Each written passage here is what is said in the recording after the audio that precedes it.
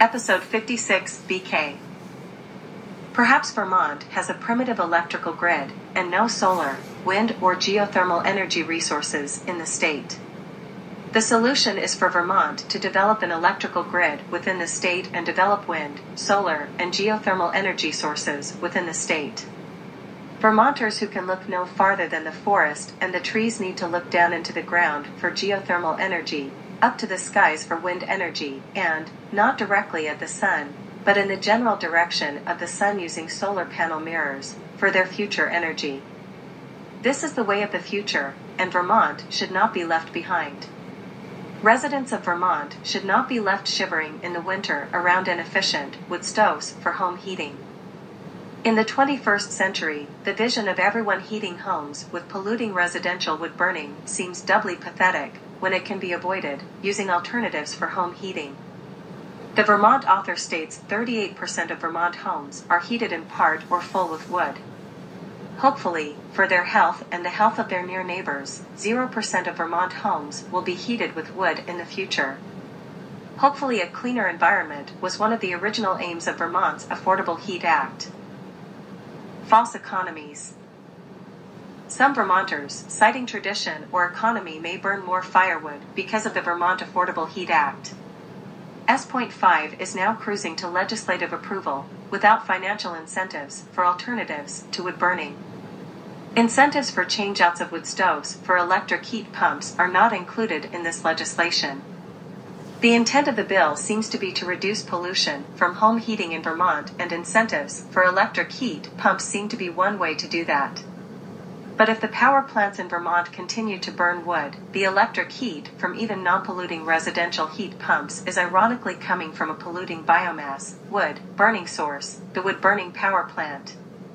The Vermont author wrote, implying his own helplessness and, most importantly, for low-income rural Vermonters, wood heating costs far less to install and operate than oil, gas, or electrically powered systems. That statement might possibly be true without incentives, but there are local, state, and federal incentives, many incentives not available only a year ago, to help the indigent obtain home heating sources that are alternatives to wood burning. Forgotten neighbors.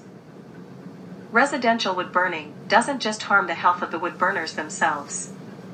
Emissions from the stacks of wood burners enter the yards and infiltrate the homes of near neighbors of wood burners. Wood smoke is 90% PM2.5, particulates of 2.5 micrometer size, PM2.5. PM2.5 is the perfect size to infiltrate the human lung and cause a cascade of human health problems and early deaths. Lies Vermonters tell themselves to justify wood burning. What follows are some lies that Vermonters tell themselves to justify residential wood burning. The lie that residential wood burning creates Vermont jobs. The truth is that there is more to Vermont than trees. Vermont has to look to its citizens for brain power and ambition to rise above wood burning and the culture of wood to find what Vermont can offer its citizens for a clean future. Vermont's forests can serve as a needed forest sink, and that carbon sink already serves the Vermont tourist industry. Firewood is not a good source of income, and the logistics of felling trees and transporting would make using wood for heating a cost, not cost-saving. The Vermont author stated with a sense of helplessness at coming up with any new ideas to generate income. Much of Vermont, 74%, is forested and, unlike our heating oil and propane purchases, the money we spend on firewood stays in our state and provides jobs. The lie that residential wood-burning stoves emit safe levels of PM2.5 particulates. The February 2023 Office of Inspector General, OIG, watchdog of the Federal Environmental Protection Agency, EPA, showed that the wood stove certification program is flawed and polluting wood stoves above current and future levels of PM2.5 safe levels, above 8 micrograms per meter cubed annually and above 25 micrograms per meter cubed daily, continue to be sold up to today.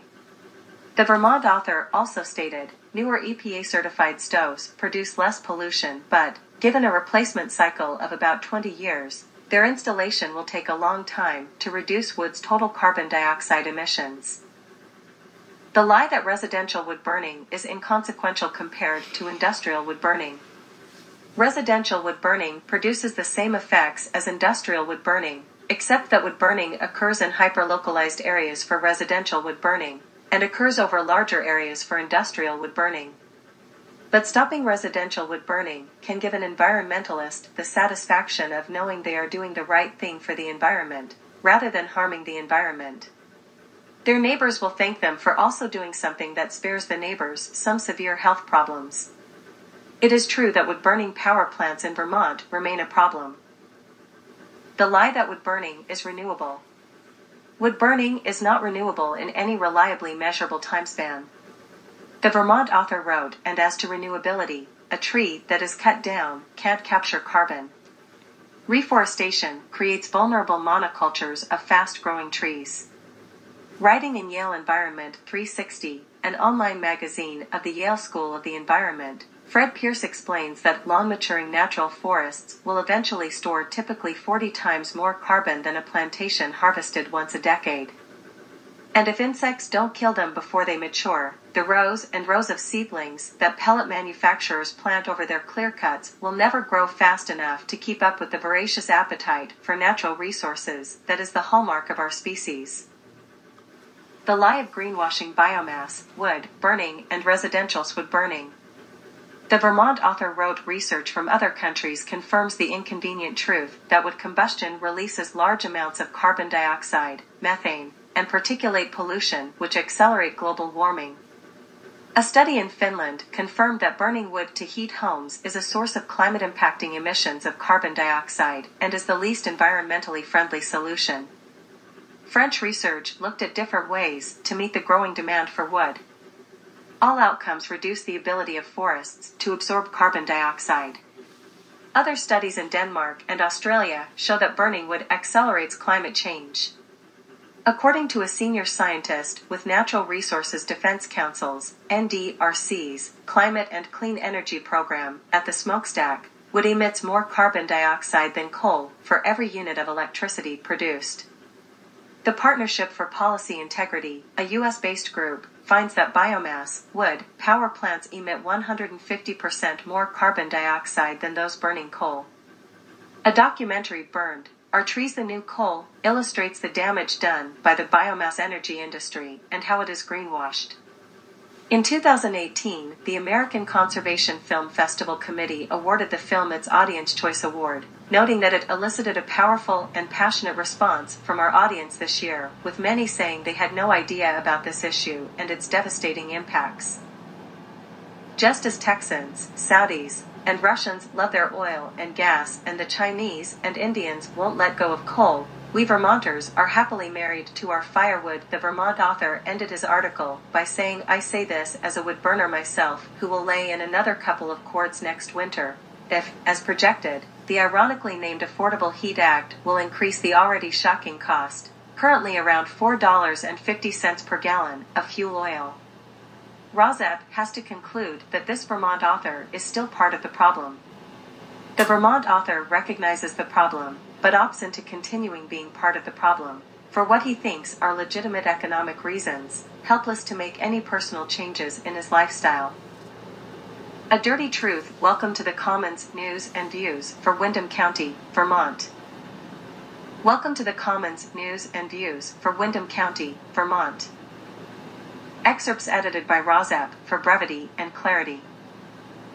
A study in Finland confirmed that burning wood to heat homes is a source of climate-impacting emissions of carbon dioxide, and the least. Other studies in Denmark and Australia have shown that burning wood produces methane and carbonaceous particles that, in turn, accelerate climate.